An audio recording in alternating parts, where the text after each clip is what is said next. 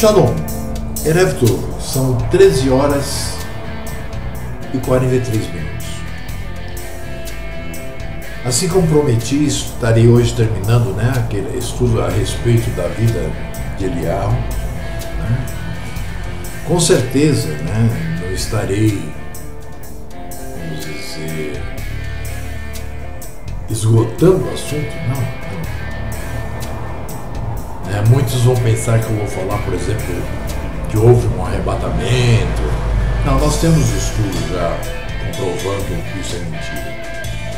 Nós estamos aqui falando sobre uma passagem que se encaixa aos nossos dias de hoje. Okay?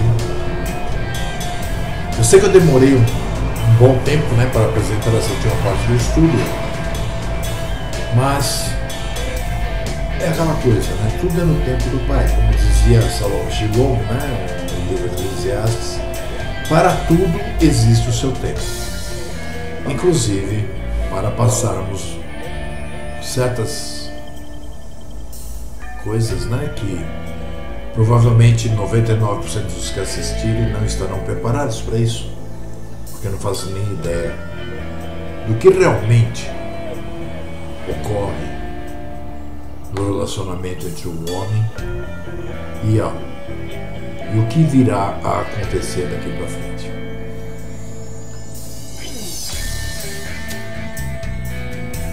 Mas apesar de eu não ter, vamos dizer assim, esgotado o assunto, porque na verdade o que eu queria mostrar para vocês era uma coisa que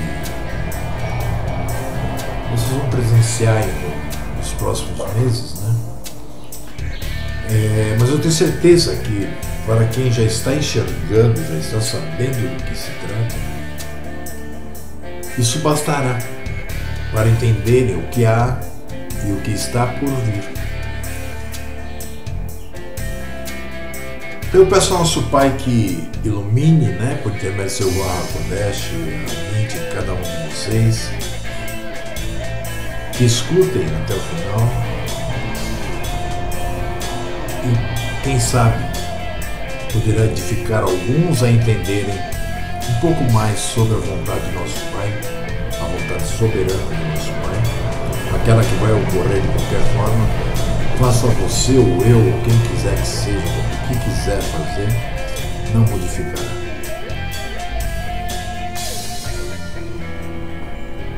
Hoje nós iremos continuar em Aleph, Milerim Aleph, 1 de Reis, no capítulo 18, agora a partir do versículo 36 até o 39. Então vamos começar lendo aqui a parte esses caminhões que passam aqui na frente, de fechar a janela aqui. Vamos começar aqui pela parte então do livro de 1 de Reis 18, no versículo 36. Que diz o seguinte: sucedeu que no momento de ser oferecido o sacrifício da tarde, eu espero que vocês saibam que existe o sacrifício da manhã e o sacrifício da tarde. Isso está na Torá.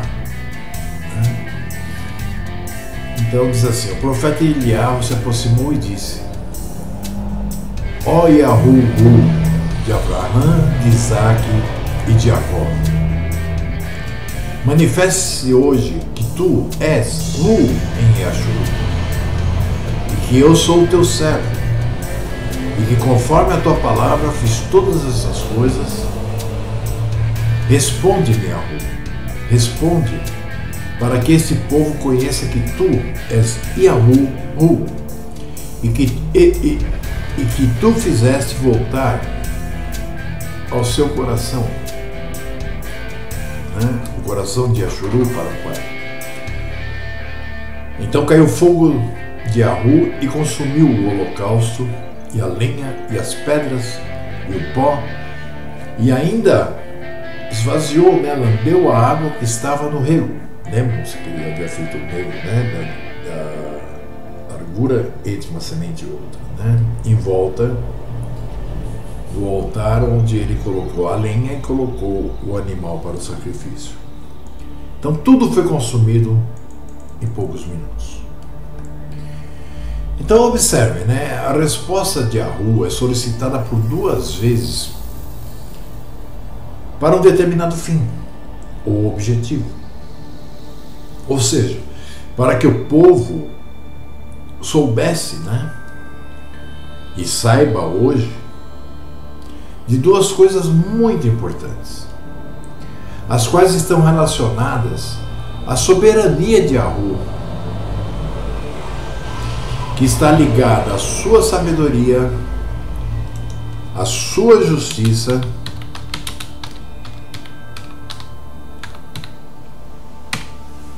e à sua bondade. Ok? Nós podemos observar que nessa oração são destacadas por Eliyahu 3 coisas. Primeiro, nós temos que observar que ele está falando diretamente a Yahu. Ele não está usando nenhum sacerdote, ele não está usando nenhum mediador para isso.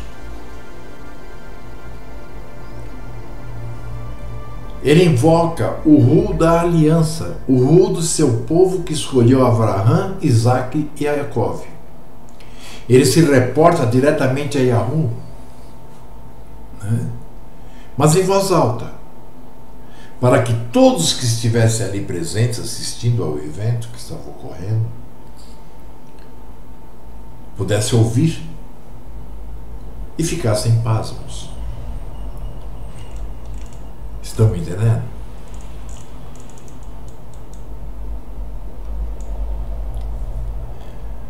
No 39 nós lemos o seguinte: o que vendo todo o povo caíram sobre os seus rostos e disseram: só Yahu é Hu, só Yahu é Hu. Nós temos que entender que a resposta de Yahu foi imediata. Caiu fogo do próprio Yahu, e esse consome tudo que estava ali para ser consumido como sacrifício.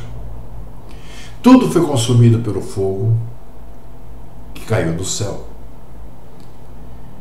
É interessante, né? Porque nós temos que entender que Baal tinha a característica de ser um deus que estava relacionado a trovões, raios, fogos dos céus, mas só que nada aconteceu por intermédio dele e de seus profetas. Naquele momento, Hu estava dizendo àquele povo e a Acabe e àqueles profetas de Baal e de Aserá que ele, e não Baal, era quem faz descer fogo dos céus e que controla todas as coisas. Entendem?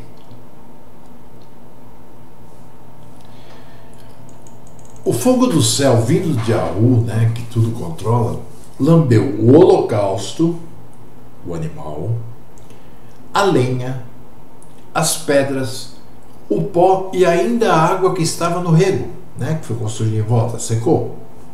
Tudo, né? Essa consumação pelo fogo não significa destruição, mas plena aceitação por parte de Yahu daquilo que Elias estava lhe oferecendo.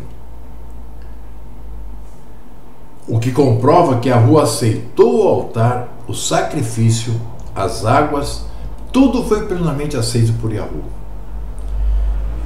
O que nos demonstra que nunca devemos fazer nada além ou aquém daquilo que nos foi requerido por Yahu, que é o que fazem 99% da população mundial. Nós temos que estar convictos, né, de que nós temos que fazer exatamente aquilo que o Hu pede a nós em sua palavra. Não podemos ficar inventando historinha.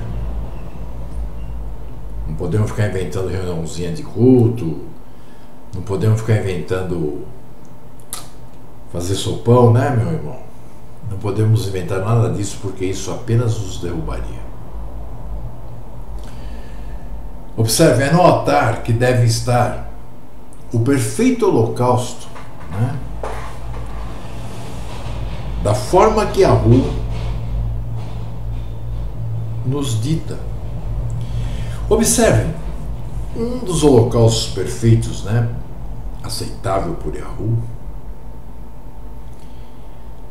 foi o de Yahushua HaMashiach, que ao derramar seu sangue, acabou por selar novamente a aliança feita no Monte Sinai.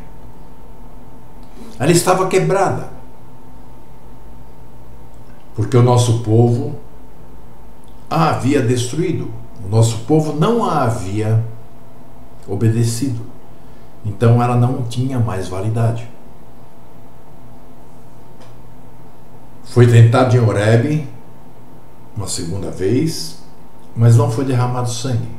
E está escrito que uma aliança só tem validade com derramamento de sangue. Então o Mashiach precisava morrer no madeiro, derramar o seu sangue, para que esta aliança que foi feita lá no Sinai, após a saída do Egito, viesse a ter validade novamente. Nosso altar, edificado sobre as pedras, né, que hoje significa a palavra de Yahu, é o que nos foi dado com a aliança restaurada pelo sangue de Yahushua, que faz, né, que nos faz novamente poder comparecer perante a presença de Yahu, sem necessidade de mediadores, de sacerdotes, etc, etc. Então, esse é o holocausto perfeito. Shaul fala sobre isso para que nós possamos identificar o que seria para nós, nos últimos dias, esse holocausto perfeito. Ele diz em Romanos 12:1: rogo-vos, pois, irmãos, pela compaixão de Yahu, que apresenteis os vossos corpos em sacrifício vivo, santo e agradável a Yahu, que é o nosso culto racional. Observe que ele diz sacrifício vivo. Por quê? Porque nós não vamos morrer para sacrificar-nos perante nosso Pai. Mas nós vivemos no mundo, nós sofremos a perseguição, nós sofremos muito mais do que o mundano. Porque o que o mundano quer é justamente o que lhe é oferecido aqui nesse planeta, né? Agora, o que nós buscamos, além de não ser o que está acontecendo no nosso planeta, nós ainda temos que estar no mundo. Assim como o próprio Hamashim, em sua oração em João 17, diz: não peço que os tire do mundo, mas que os livre do mal.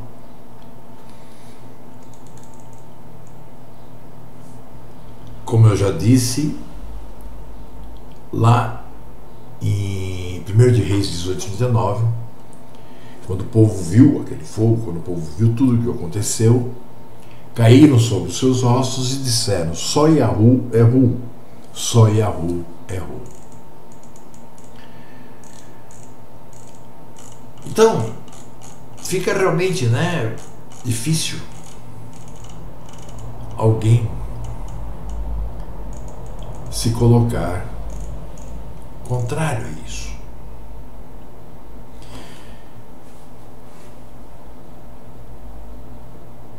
Porque Yahu controla tudo desde os céus. Yahu controla tudo desde antes da criação, pelo seu plano. Eu estou pegando um texto aqui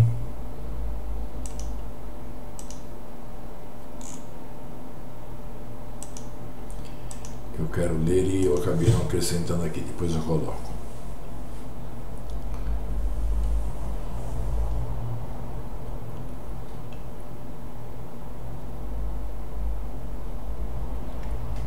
nós vemos assim, né? Vamos ler do 36 em diante.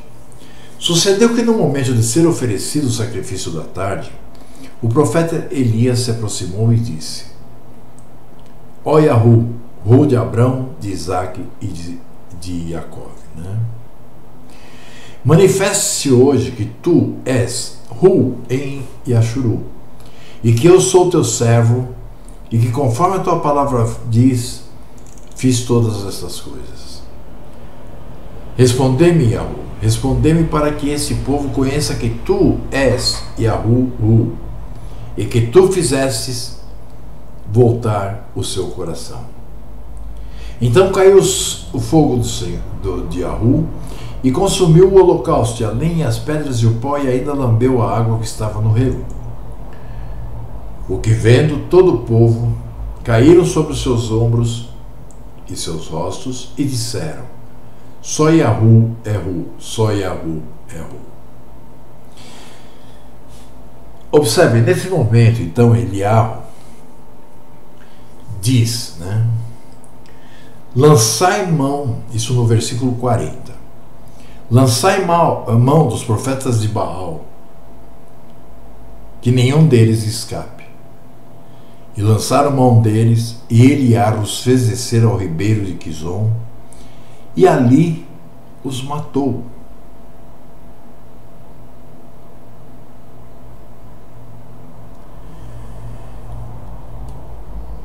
Vocês entenderam esse verso? E Eliahu disse: lançai mão dos profetas de Baal, que nenhum deles escape. E lançaram mão deles. E Eliahu os fez descer ao ribeiro de Quizon, e ali os matou. Os executou.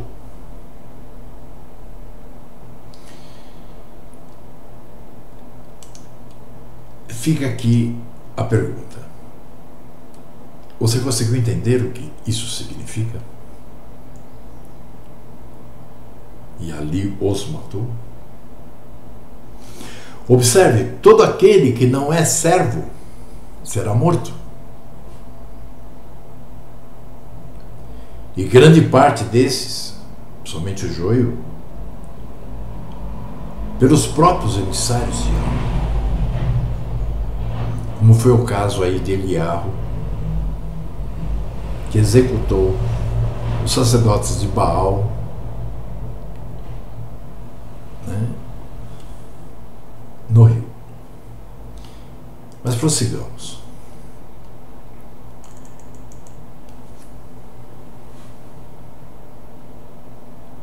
É no altar, né, que deve estar o perfeito holocausto. E o holocausto perfeito e aceitável por Hu, assim como o sacrifício de Yahushua, como eu disse, é quando a gente faz as coisas da forma que Yahu assim determina.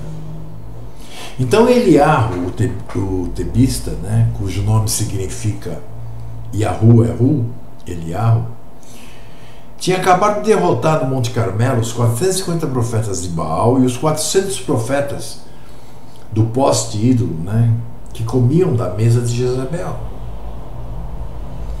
Isso vocês vão encontrar em 1 de Reis 18 e 19, que nós já lemos no vídeo passado. Aqueles 450 profetas de Baal, desafiados por Eliahu, só clamavam pela resposta de seu Deus, desde o amanhecer até o meio-dia. Mas nada aconteceu. Então profetizaram até que a oferta dos manjares se oferecesse, mas nada de resposta. E como nós vimos no vídeo passado, Eliahu tirava o maior sarro, zombava deles, né, porque eram indivíduos cegos, né, que o pai não havia chamado, indivíduos que serviam a outro Deus, né, serviam a um ídolo, e que na verdade estavam predeterminados a serem mortos naquele dia. Quando Yahu, né, respondeu com fogo, nós vimos lá no versículo 40, O povo saiu, no 39 primeiro, o povo saiu clamando, Yahu, Yahu, Yahu, Yahu. E Eliarro, então, se aproveitando da situação, fez que fossem presos aqueles profetas, né, descesse o ribeiro de Quizon, ao norte, na planície abaixo do Monte Carmelo. E ali os matou um a um. Bom, a nossa conclusão sobre esses dois capítulos, 37 e 38 do livro de Eliarro, né? Aliás, primeiro de Reis, né? São as seguintes. Primeiro, há um Hu na eternidade que está atento à nossa vida aqui na Terra. E que seja para nos matar ou seja para nos libertar, está atento a nós e se importa conosco. Também podemos aprender que há servos de Hu cumprindo a palavra de Yahu e transmitindo ao povo de Hu as coisas de Hu. Porque as coisas de Hu só podem ser vistas por aqueles que fazem parte ao povo de Hu, aquele povo chamado e eleito, aqueles que estão conosco e permanecem conosco. Percebemos também que devemos tudo fazer conforme a palavra e não do nosso jeito ou conforme métodos humanos. Portanto, nós desaprovamos qualquer método humano, principalmente quando ele é colocado acima da palavra de Yahu. Porque enquanto ele é utilizado aí pelos homens, pelos mundanos, né? Quando eu digo mundano, eu digo os religiosos, azar deles. Agora, quando eles utilizam alguma coisa que vai de encontro à vontade de nosso Pai, aí já é uma questão que nós temos que agir, porque assim o Pai exige. Como foi o caso de Eliarro. Matou os 450, né? Na verdade, 850, porque tinham 400 de Aserá também. Aprendemos também, né, com esses três estudos, que esse Hu, Yahu, é soberano, sábio e bom e justo em tudo que faz ou permite que seja feito. Pois ele mesmo que fez o coração do povo retroceder a ele mesmo, como chamamento. E que tudo foi por ele predeterminado desde antes da criação. E que tudo que ele predeterminou ocorre da forma por ele idealizada. Quer você creia, quer você não creia. Você cumpre todos os dias o para quê e aquilo pelo qual o Pai te colocou na humanidade. Vemos também que o fogo que cai do céu no altar, nesse caso, não se trata de destruição, mas de aceitação por parte de Yahu daquilo que Eliarro estava fazendo.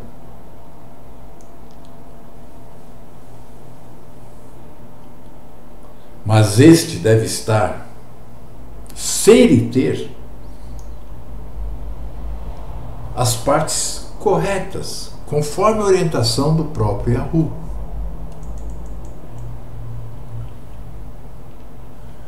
Nós entendemos ainda que somos desafiados por Yahu a agir como Eliarro agiu no presente século, ensinando o que nos é ensinado pelo próprio Hu, com a ajuda de Ruach HaKodesh, para que possamos ser desvendados, entendeu? E então entender, por intermédio da sua palavra, qual seja a vontade daquele que nos criou, não só para nós chamados, mas também para toda a humanidade. Observem que foi o Hu que fez tudo. Os emissários de Yahu são apenas instrumentos utilizados por Yahweh. Assim como foi Yahushua.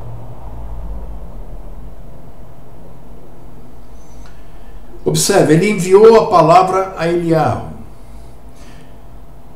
que fez com que Eliarro restaurasse o altar, a pedido do próprio Yahu. Ele executou o juízo sobre os 850 profetas adoradores de ídolos.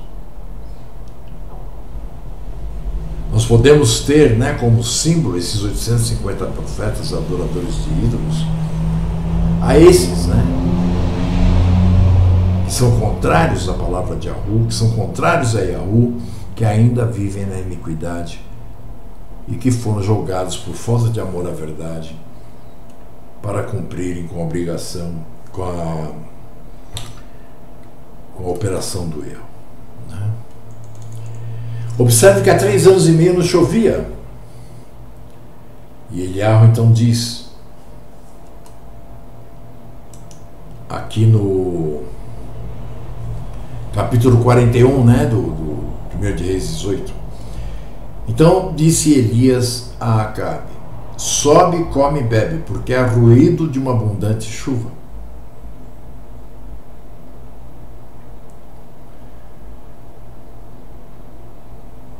Então nosso Pai nunca nos abandona.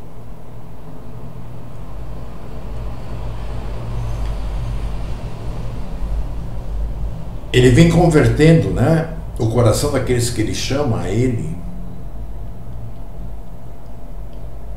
que fazem, né, compõem o seu povo,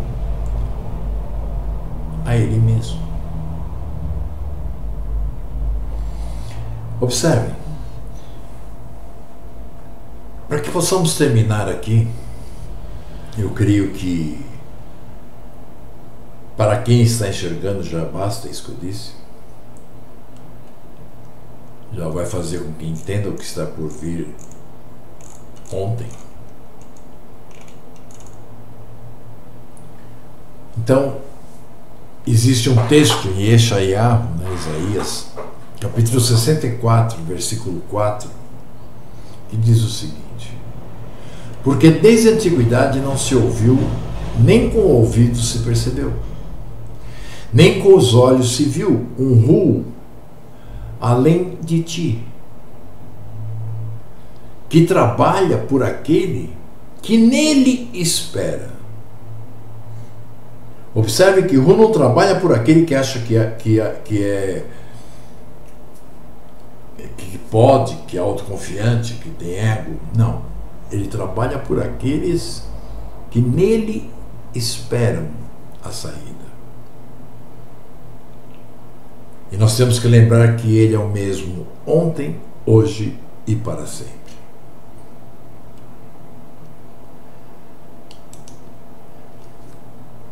Meus irmãos, eu sei que de repente estavam esperando algo mais longo, mas para que enfeitar, né? Se a realidade é tão simples de ser dita. Observe, a realidade é simples de ser dita. Eu não sei até que ponto vocês vão conseguir entender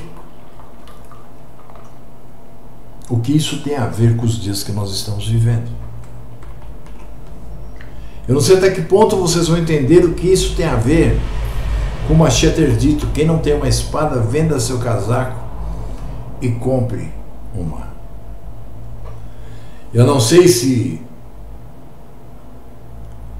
isso que foi dito vai bastar para dizer a vocês que nós estamos chegando naquele dia em que usaremos a espada.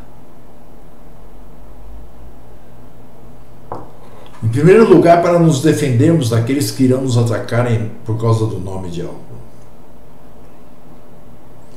Em segundo lugar, porque a cada cidade que formos perseguidos nós teremos que fugir. Mas fugir como? Se estamos sendo perseguidos. Nós teremos que lutar para conseguir chegar até a próxima cidade. Iremos lutar porque se nossa família faz parte do reino, nós teremos que defendê-la. Nós iremos lutar porque o joio tem que ser ceifado.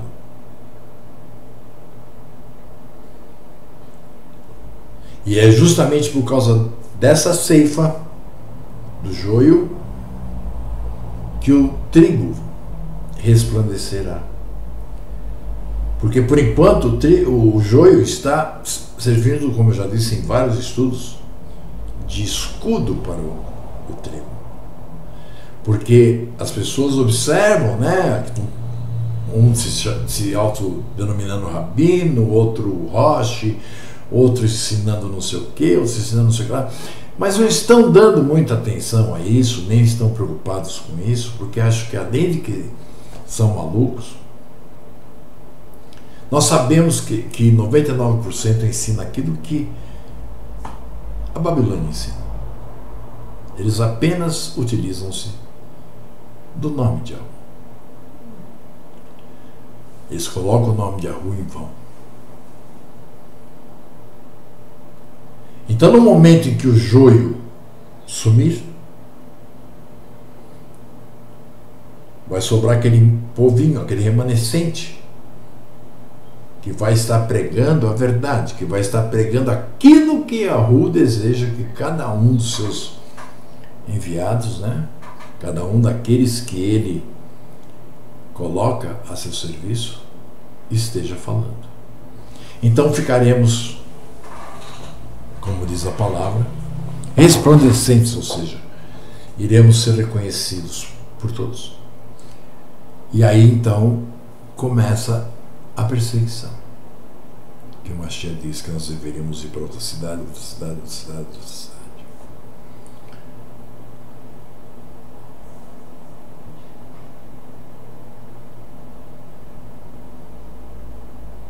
E por causa do que é contra a lei, por causa da iniquidade, o amor de muitos esfriará.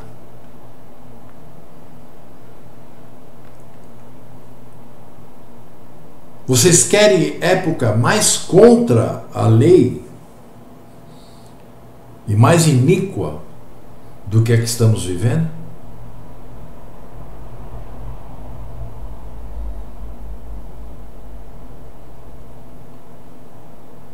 Quando diz o amor de muitos esfriará, não quer dizer que muitos irão abandonar suas religiões. Isso está acontecendo também, mas é tudo da mesma forma que eles foram lá e aceitaram o ídolo JC como seu salvador, e agora estão vendo que lá só tem lobo. Eles agora estão tentando pegar na hora da vestimenta de algum Yarudi. Eu diria de algum Yashuru.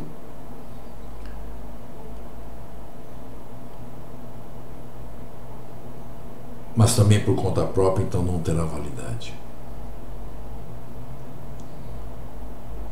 Então esses, quando perceberem que eles estão fora, quando perceberem que a porta já se fechou e eles ficaram do lado errado,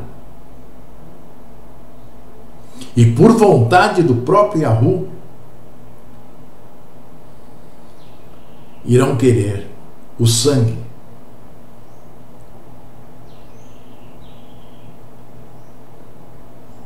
do trigo. Você está preparado para isso? Seja qual for o lado que você estiver?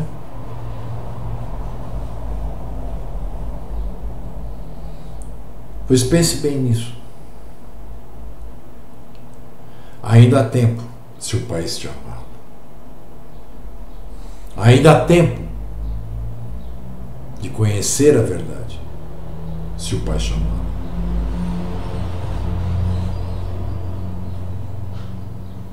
Do contrário, eu só posso desejar os meus pêsames, porque nem ao teu enterro eu irei, baseado no que Mashiach disse àquele jovem: deixe que os mortos enterrem seus mortos. Meus irmãos, é isso. Eu estarei agora renderizando isso e mandando para o YouTube. E assim que estiver no YouTube eu vou passar o link e juntamente eu estarei distribuindo a apostila, já contendo o primeiro, segundo e terceiro estudo, que compõem esse breve estudo sobre a vida de Eliyahu. Eu espero sinceramente que você esteja entre aqueles que o Pai chamou. Mas como disse o Mashiach, muitos são chamados, mas poucos escolhidos. Então eu espero sinceramente que você seja um daqueles que chamado e escolhido.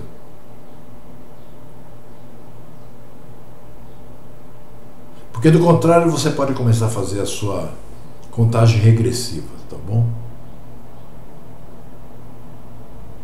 É isso mesmo.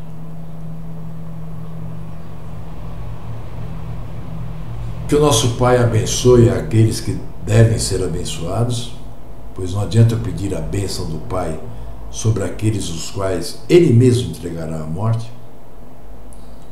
Como está escrito, nós não devemos orar nem pedir nada para aqueles que são contrários, para aqueles que vivem uma vida não dentro dos conformes, né, do que a rua imagina, do que a rua criou, do que a rua predeterminou. Então, meus irmãos, que o Pai os ajude. Para aqueles que são irmãos, para aqueles que foram chamados, para aqueles que sabem a verdade, para aqueles que foram eleitos ou serão eleitos, nós pedimos que orem por nós. Porque à medida que eu tiver que sair dessa casa, pelo menos de minha parte, vocês não terão mais notícia. Vai ser como quando o pai pegou Eliyahu e o levou para outro lugar. Somente depois de 3 anos, Eliyahu mandou uma carta. Mas se vocês não sabem sobre o que eu estou falando, eu tenho certeza que não, né? Vocês acham que ele foi arrebatado para os céus, né? Ignorantes. Procurem no nosso canal no YouTube Arrebatamento de Elias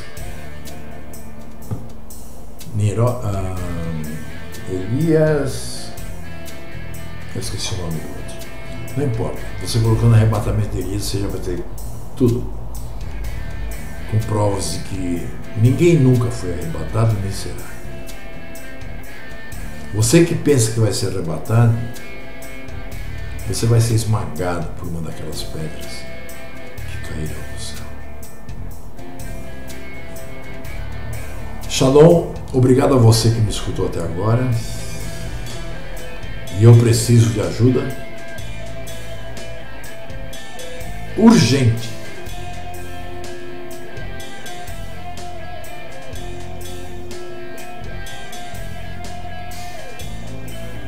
Espero que você possa me ajudar,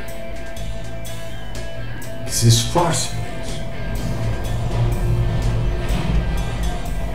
porque senão vocês vão ter um líder a menos. Tomara que encontre algum outro que lhes ensine realmente a verdade. Em nome de Yahushua HaMashiach, eu agradeço a Yahu por ter podido gravar esse final de estudo. Agradeço àqueles que nos ajudam sempre, aqueles que irão nos ajudar.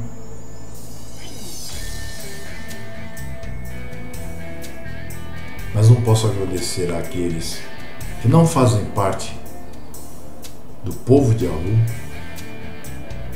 que não foram chamados, ou se foram, não foram escolhidos. E a esses eu não posso desejar nada de bom. Que a paz de Yahushua HaMashiach esteja em seu coração. Que a defesa do Pai nos livre de toda a tentação do mal. E assim seja, em nome da luz. Beijo na testa e no coração. Fui.